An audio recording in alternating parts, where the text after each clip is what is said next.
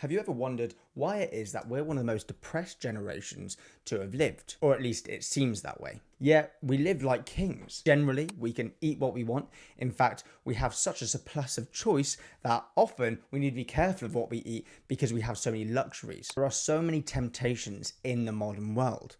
So why is it exactly that we struggle mentally, whether that be to be happy or content or calm, whereas actually most of us, especially in first world countries, live better than most generations that came before us? Now, part of the reason for this is something called good and bad dopamine. Have you ever noticed how you can scroll on your phone for an hour and feel pretty bad after it, yet you can do a small little task and actually feel quite proud just getting that little thing done? This is exactly what the difference is between good and bad dopamine. Not all dopamine hits are created equal. Bad dopamine can make you addicted to instant rewards, whereas good dopamine can build long-term satisfaction and drive. And in the next few minutes, I'll be telling you exactly what the difference is between good and bad dopamine and how we can use this knowledge and the science behind it to our benefit. And this will include how neurotransmitters and hormones impact our emotions and how our understanding of them can literally change how we feel every single day. Dopamine is often thought of as the happy chemical or the pleasure chemical, but this isn't actually quite correct. It's actually our motivation chemical. It pushes us toward things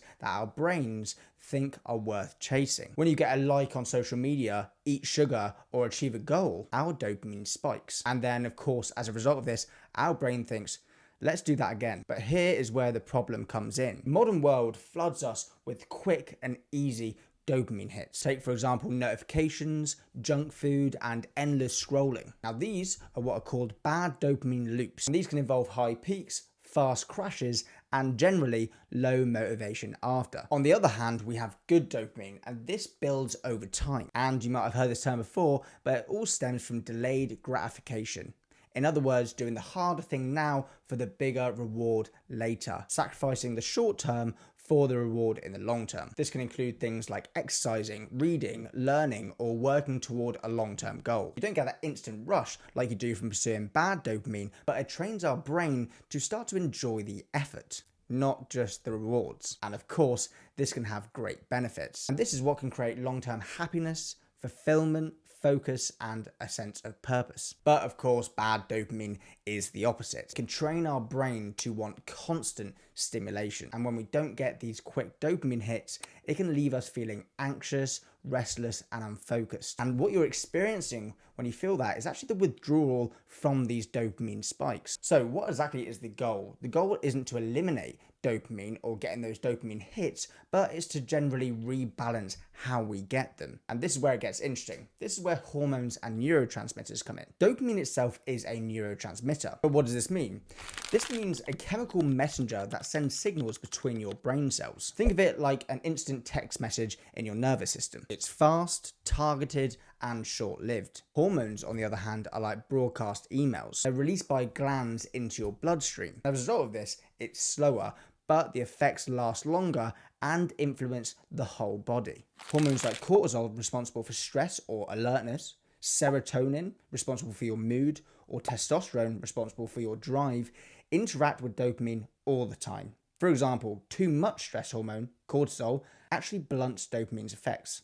That's why chronic stress makes life feel dull and unmotivating. Understanding this balance can help you to stop blaming yourself for laziness. It's not necessarily a result of your character, but actually your chemistry. And the good news is we can do something about it. We can influence it. So how exactly do we shift from bad dopamine to good dopamine? We can do these 4 things. Number 1, delay gratification. Wait a little before indulging. The anticipation itself builds dopamine more sustainably. Number 2, do effort-based rewards. Exercise, creative work, or learning trigger dopamine through effort, not shortcuts. Number 3, reduce artificial spikes. Limit things like constant scrolling or sugary snacks that hijack your dopamine system. And number 4, rest and recover.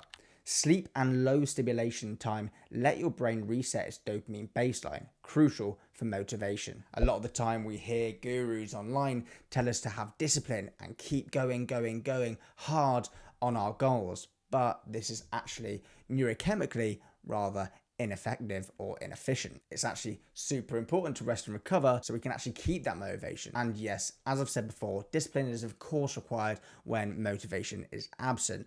But if we could be motivated, then it's going to make life a little bit easier, isn't it? In fact, I've made a whole video about motivation and what actually drives us as human and our 3 psychological needs. So I'll put a link to that in the description below for you guys to check out. But back to dopamine, when you employ these 4 points, you don't then have to rely on random highs. You can start to generate motivation naturally. The next time you feel unmotivated or burned out, remember, your brain isn't broken. It's probably just overwhelmed with cheap dopamine. Rebalance your chemistry and you'll start to feel drive, focused and joy again. And not by chance, but by design, by directing our attention at what we know is better for us. And to wrap it up, if you want to learn more about well-being, habits, productivity, or general self-improvement and how we can stay motivated and fulfilled in our lives, a lot of the time using neuroscience, then check out my channel and hit that subscribe button. And as always, thanks for watching to the end.